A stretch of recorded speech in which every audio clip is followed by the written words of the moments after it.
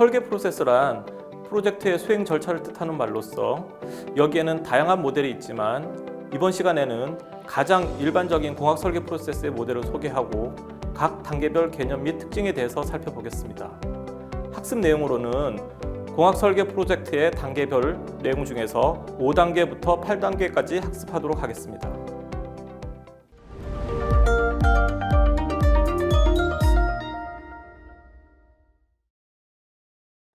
안녕하세요. 이번 시간에는 공학 계열 학생을 위한 캡스톤 디자인 네 번째 강의가 되겠습니다. 강의 순서는 다음과 같습니다.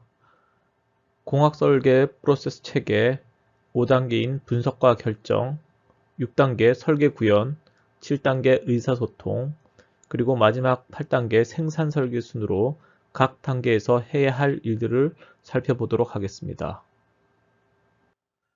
이전 시간에 공학 설계 프로세스를 간단히 요약해서 보면 1단계는 수요자의 요구사항을 반영하여 정확히 문제를 정의하고 2단계는 문제를 해결하기 위해 필요한 정보를 자료조사 등을 통하여 정보 수집을 하고 3단계는 수요자의 요구를 만족시키면서 최종 설계의 결과가 달성해야 할 설계 기준과 제한 요소를 결정합니다.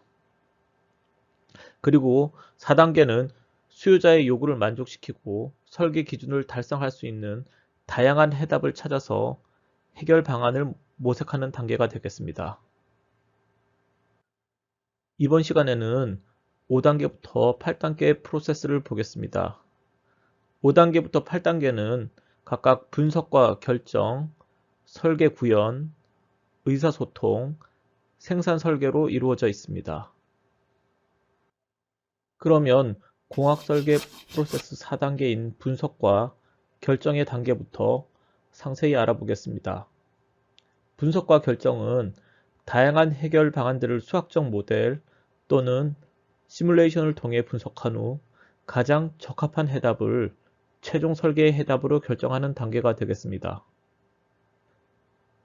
분석 및 결정된 결과는 실현되었을 때 설계의 초기 단계에서 수립한 기준과 제한 요소를 만족시켜야 하므로 논리적인 원칙과 기준이 적용되어야 합니다. 여기에서 원칙과 논리적인 기준이란 개발되었을 때 제품 자체의 특성이 되는 재원과 기능을 뜻하며 출시되었을 때 제품이 얼마나 시장성을 가질지를 모두 포함한다 하겠습니다. 가장 좋은 분석 방법은 모든 해결 방안을 프로토타입으로 제작해서 테스트를 하는 것입니다. 그러나 모든 해결 방안을 프로토타입으로 제작한다는 것은 사실상 불가능하므로 수학적 모델이나 시뮬레이션 모델 또는 축소 모델과 같은 모델링 방법을 이용하여 평가합니다. 상식은 모든 법칙에 우선한다 라는 말처럼 아무리 분석 결과가 뛰어나다고 하더라도 상식적인 판단에서 어긋난다면 어떤 결과를 따라야 할 것인가 라는 것을 고민해보면 수학적인 분석 기법이 아무리 발전했어도 상식적인 사고보다 우선할 수는 없습니다. 그러므로 반드시 분석을 통해 얻어진 답이 논리적인가를 먼저 살펴봐야 합니다. 각 설계 문제의 해결 방안에 대해서는 다양한 형태의 분석을 실시해야 하며 모든 설계 문제에는 나름대로의 특성이 있기 때문에 다른 형태의 분석이 이루어져야 합니다. 분석 과정에서 고려되어야 할 사항에는 기능적 분석, 인간공학, 제품의 안전성과 법적 의무, 경제성과 시장성 분석이 있습니다. 표에서 보는 바와 같이 기능적 분석은 주어진 해결 방안이 수요자의 요구대로 동작하는지 판단하는 것입니다. 기능적 분석은 모든 분석 항목 중에서 가장 기본이며 중요한 항목입니다. 인간공학이란 공학에서 사람이 어떻게 기계와 연동하는지를 연구하는 분야입니다. 설계의 해답은 설계가 그것을 사용하는 사람에 부합되면 성공적이라고 할 수 있습니다. 제품의 안전성과 법적 의무는 사람에게 외상을 주는 것을 넘어서 재물 및 환경 파괴 등을 포함합니다. 안전하지 못한 제품을 사용할 때에는 법적 문제가 발생할 수 있기 때문에 공학자들은 설계 과정에서 안전을 반드시 고려해야 합니다. 법적 의무란 안전하지 못한 제품을 사용함으로써 발생할 수 있는 피해에 대해서 기계 또는 제품의 생산자가 법적 또는 재정적으로 책임을 진다는 것을 의미합니다. 대부분 공학 설계의 목적과 결과는 회사에 이익을 가져다 줄 제품을 생산하는 것이므로 제한된 모든 문제 해결에 대해 경제성과 시장성 분석이 이루어져야 합니다. 모든 설계 프로세스의 목적은 허용된 시간 내에 가장 적합한 해답을 찾는 것입니다. 충실한 연구와 적절한 분석 결과에 의해 최적의 해답을 선택해야 합니다.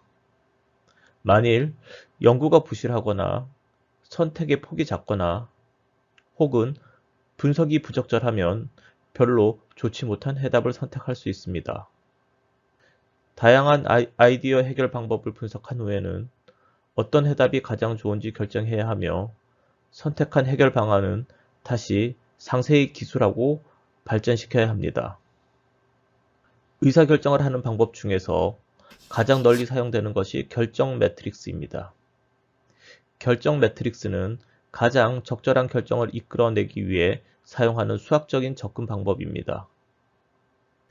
결정 매트릭스의 한 축에는 설계를 요약하기 위해 도출한 설계 기준과 규칙을 나열하고 다른 축에는 다른 해결 방안을 나열합니다. 매트릭스의 각 칸에는 제한된 해답이 각 설계 기준과 규격을 얼마나 만족시키는지 정량적으로 채워 넣습니다. 결정 매트릭스에서는 가중치를 사용하여 중요도를 아래와 같은 방법으로 예, 아니요, 좋음, 나쁨의 2단계 또는 상, 중, 하 3단계 또는 점수화하여 5, 4, 3, 2, 1 이런 식으로 점수화하여 정량화할 수가 있습니다. 가중치를 이용하면 어떤 설계 기준이나 요구사항이 나머지 다른 요구사항보다 더 중요하다는 것을 정량화할 수 있습니다. 다음은 가중치를 할당해서 결정 매트릭스를 만드는 절차입니다. 중요도와 좋은 속성 또는 설계 해결에 대한 기준순으로 순위를 정합니다. 각 속성과 설계 기준에 그 속성의 상대적인 중요도 가중치를 할당합니다. 다양한 해답을 대상으로 제시된 기준에 대한 평가를 실시합니다. 설계자는 다양한 해결 방안 중에 문제 해결을 위한 접근 방법을 선택하고 모델이나 프로토타입을 개발할 준비를 해야 합니다. 그러나 제한된 아이디어만으로는 프로토타입을 제작할 수 없고 설계를 명확하게 표현할 수 있는 문서를 작성해야 하는데 이러한 문서를 설계 제안서라고 합니다. 설계 제안서에는 CAD를 이용한 그림, 텍스트, 손으로 그린 스케치 등으로 구성됩니다. 그림은 재질과 치수가 정확하게 표시되어야 하고 프로토타입이나 모델을 만드는 데 필요한 절차 등이 구체적으로 명시되어야 합니다. 프로토타입을 제작하기 위해서는 좀 더 구체적으로 모든 규격이 정해져야 하며 팀에서는 프로토타입 제작에 필요한 사소한 결정까지 분석을 통해서 완료해야 합니다. 설계 프로세스의 최종 단계는 설계를 구현하는 것입니다. 구현이란 설계 문제에 대한 해답을 테스트하고 실현하며 생산하는 것을 의미합니다. 이 단계에서는 프로토타입의 구현, 동시공학, 문서 작성 및 특허 출원과 같이 구현하는 과정에서 발생할 수 있는 제반 사항을 고려해야 합니다. 새로운 제품을 테스트하고 실현하는 첫 번째 단계는 프로토타입을 제작하는 것입니다. 프로토타입을 제작하는 목적은 문제에 대한 해답이 실제 환경에서 어떻게 동작하는지 알아보기 위한 것입니다. 예를 들어 항공기를 새로 개발하면 축소 모델을 제작하여 풍동에서 먼저 테스트를 합니다. 이를 통해서 실제 항공기를 제작하는 데 필요한 정보를 얻을 수 있으며 예상되는 모든 조건과 비정상적인 동작 조건에서 테스트를 마친 후에야 생산을 할 수 있게 됩니다. 동시공학은 새로운 설계 관리 기법으로 최적화된 공학 설계 순환을 위해 잘 정의된 시스템 접근법입니다. 동시공학의 전제 조건은 두 가지 중심 개념으로 구성됩니다. 첫째 개념은 기능과 생산성, 조립, 테스트, 유지보수, 환경 영향 및 폐기 처분에서 재활용까지 제품의 라이프 사이클을 구성하는 모든 요소들이 설계의 초기 단계에서 주의 깊게 고려해야 한다는 것입니다. 둘째 개념은 선행되는 설계 활동이 모두 동시에 발생해야 한다는 것입니다. 이러한 동시성의 본질은 프로젝트가 아직 개념 시점인 설계 프로세스의 초기 단계에서 에러를 발견하고 재설계가 가능하도록 함으로써 생산성과 제품의 질을 향상시키는 데 있습니다. 본 슬라이드는 기존의 설계 프로세스와 동시공학이 적용된 설계 프로세스의 차이를 보여줍니다. 기존의 설계 프로세스는 설계가 시작되고 기본 설계, 상세 설계 및 생산 설계가 순차적으로 진행되어 제조 공정을 거치게 됩니다. 동시공학이 적용된 프로세스에서는 설계가 시작됨과 동시에 생산에 필요한 설계가 진행되므로 설계의 시작에서 제조까지 걸리는 시간을 크게 단축시킬 수가 있습니다. 동시공학이 성공하게 된 가장 중요한 이유는 과거의 설계 프로세스 구조를 다시 정의했기 때문입니다. 과거에는 순차적으로 설계 프로세스를 진행했는데 이를 워터폴 모델이라고 합니다. 동시공학에서는 이 모델을 크게 바꿔서 반복적 또는 통합 개발 방식을 채택하였습니다. 동시공학에서 중요한 점은 프로세스 과정이 공동 작업에 의해 진행된다는 것입니다.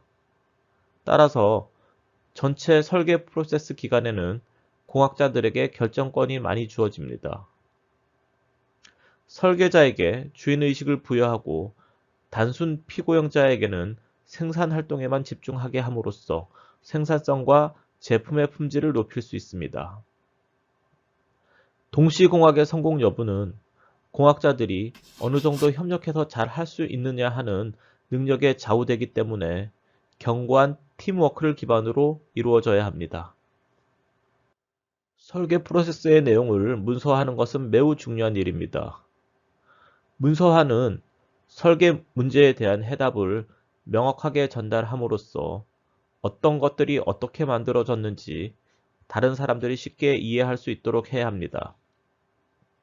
일반적으로 문서는 설계 또는 기술 문서로 구성되는데 설계를 구현함에 있어서 설계 문제에 대한 해답은 문자 또는 구두 형식의 언어로 전달해야 합니다. 해결 과정과 그 결과를 다른 사람에게 요약해서 전달하기 위해서는 그래프, 차트, 컴퓨터를 이용한 애니메이션 등과 같은 멀티미디어 기술의 다양한 시각적인 도구의 활용이 필요합니다. 만일 어떤 설계 문제에 대한 해답이 독창성이 있으며 고유하다면 실현 단계에 특허를 신청하는 것이 바람직합니다. 특허를 출원하기 전에는 특허와 관련된 전반적인 사항을 이해하고 어떤 항목이 특허가 될 것인지 결정해야 합니다. 아이디어 자체는 특허가 될 수 없습니다. 특허를 취득하기 위해서는 공정을 개선하거나 기계의 생산 및 물질의 합성 등과 같은 아이디어를 활용할 수 있어야 합니다. 특허를 출원하기 위해서는 다음과 같은 항목을 준비해야 합니다. 첫 번째로 발명의 내용을 상세하게 기술한 특허 명세서. 두 번째로 다른 사람이 참고해서 제작이 가능할 정도의 정보. 세 번째로 다른 발명과 차별화된 청구항. 네 번째로 특허 명세서에 포함시킬 특허 도면입니다. 특허가 등록되면 특허 증서 발행 등록비가 청구됩니다. 특허의 등록 여부는 특허청 심사관이 이 발명과 기존 특허의 중복 여부를 광범위하게 검토 후에 결정됩니다.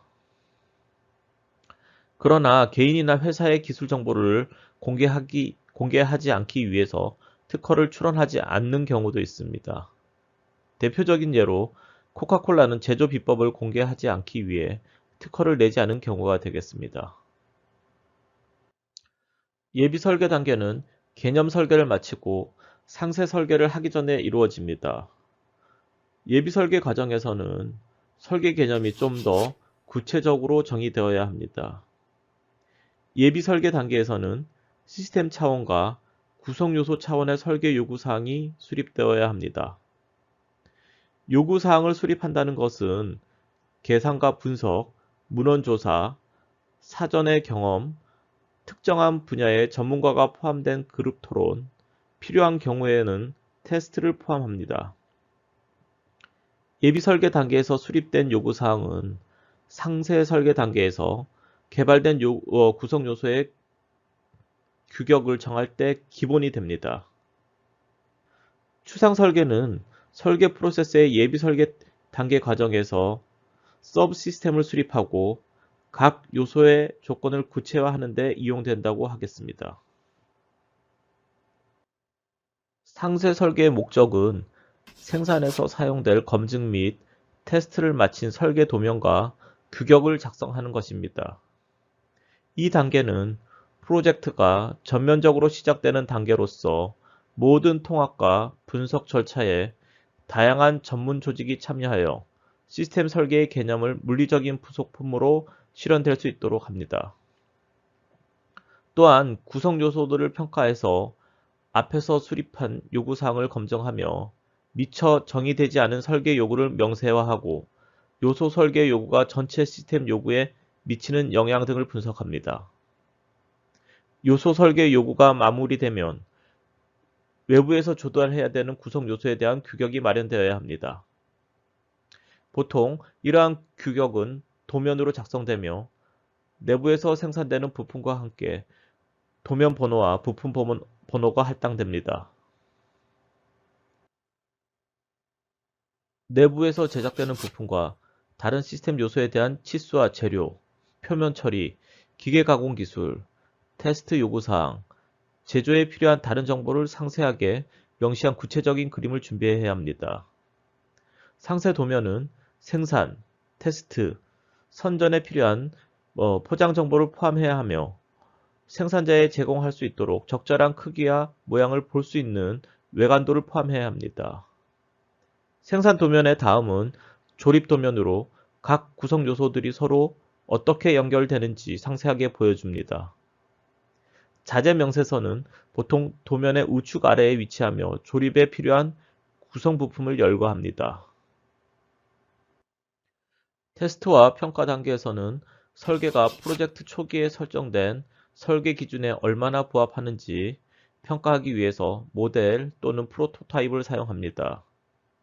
팀에서는 모델이나 프로토타입을 테스트하는 방법, 테스트 조건, 테스트와 평가하는 과정에서 필요한 정보와 테스트 기간에 대한 계획을 세워야 합니다.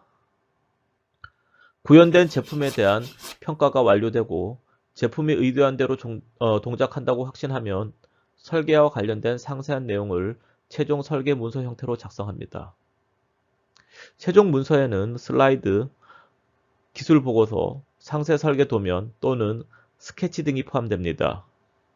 최종 설계 문서는 공학자와 설계팀이 작성하는 것이므로 공학자의 의사소통 능력은 매우 중요합니다. 여기에서 의사소통은 일반적인 의미의 의사소통 중에서도 특히 설계 결과에 대한 설명하는 것과 설득을 위한 의사소통을 의미합니다.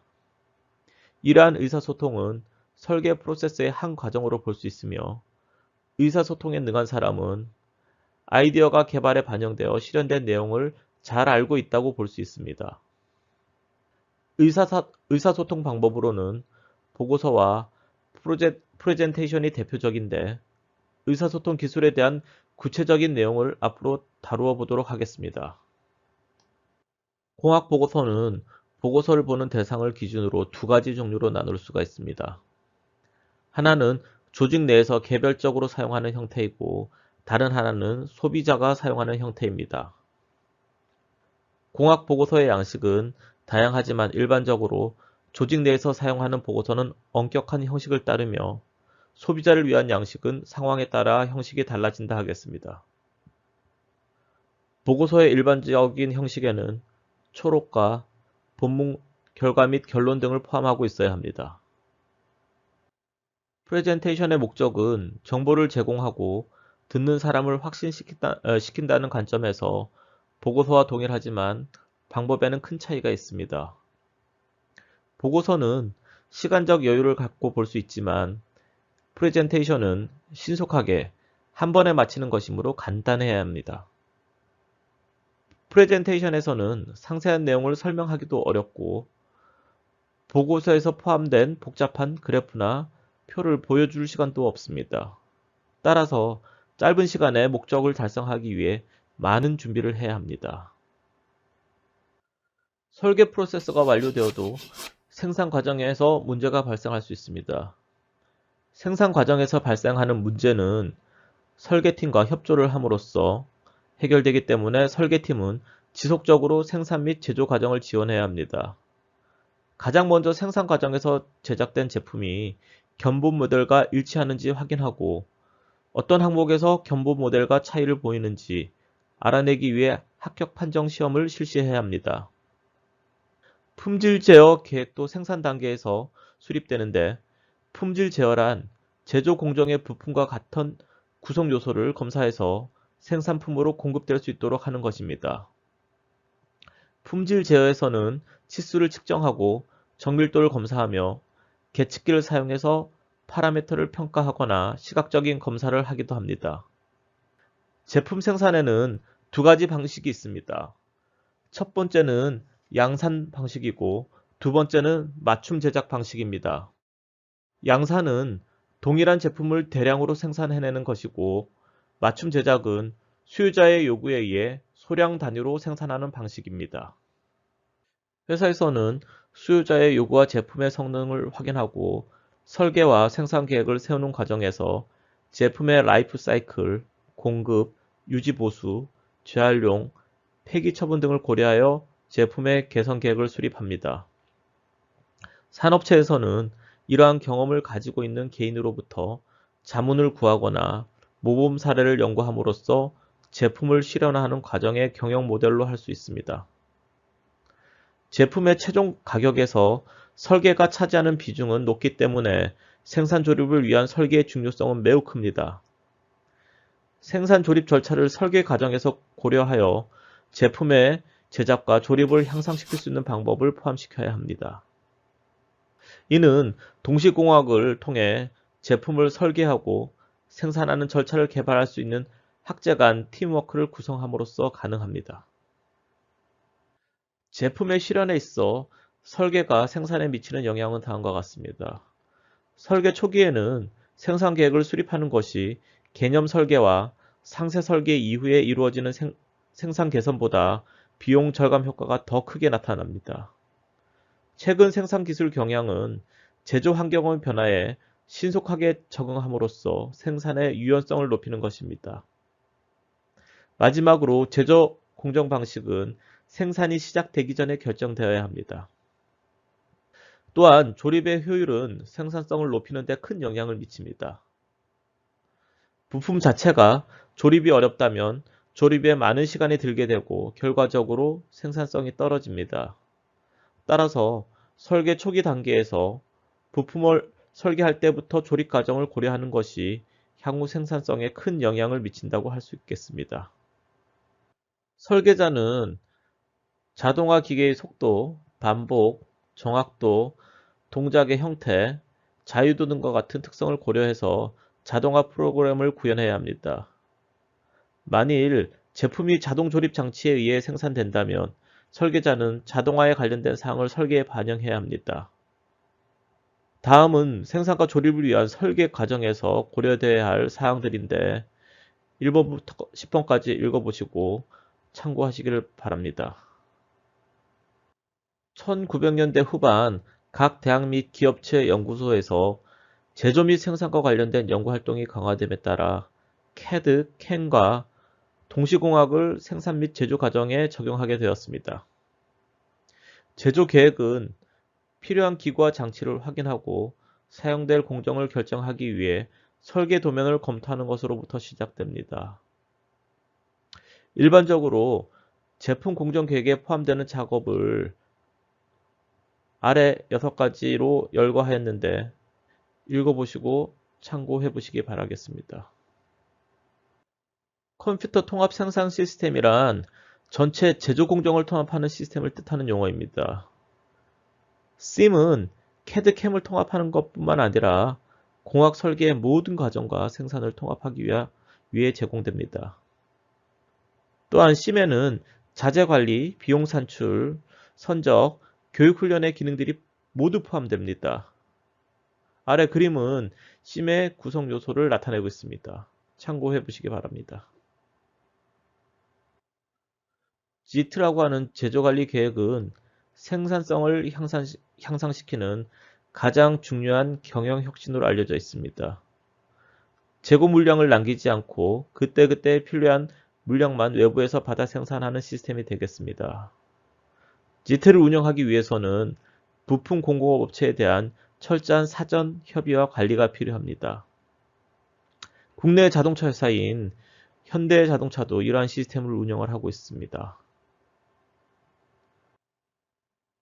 생산 설계에 있어서 경영정보 시스템 MIS는 또 다른 관점에서 중요한 생산 제어 방식입니다.